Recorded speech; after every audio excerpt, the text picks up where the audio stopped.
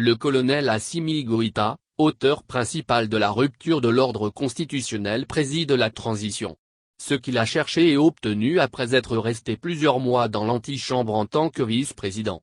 Il a ignoré les injonctions de la CEDEAO qui avait appréhendé son désir ardent de diriger la transition puisqu'il s'en était ouvert à au moins un des chefs d'État de l'organisation régionale pour espérer obtenir son soutien.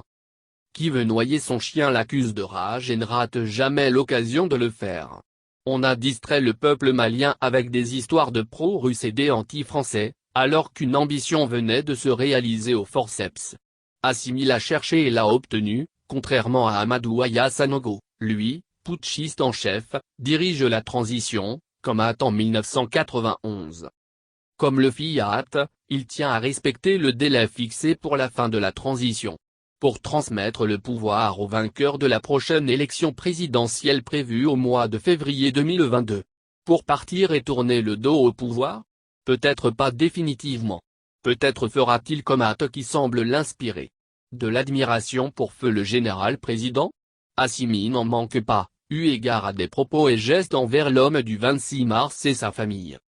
Sur un tout autre plan, Hatt enseignait, avec humour et sagesse, que le meilleur parti politique, c'est celui de demande sociale.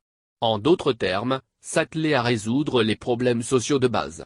Assimi a bien fait sien cet enseignement pour consacrer une bonne part de ses revenus du fonds de souveraineté à une vaste opération qui, dans un autre contexte, aurait été qualifiée de campagne électorale déguisée, même si on se garde de parler publiquement du grand coup de bluff consistant à déclarer renoncer aux 2/3 des dites fonds de souveraineté, pour s'en servir, en réalité, comme des fonds politiques destinés à construire, voire renforcer, si on veut l'image d'homme providentiel au service du peuple, actuellement attribuée au colonel Assimi Goïta qui marque ainsi les esprits, notamment avec son nom inscrit sur des réalisations dites sociales.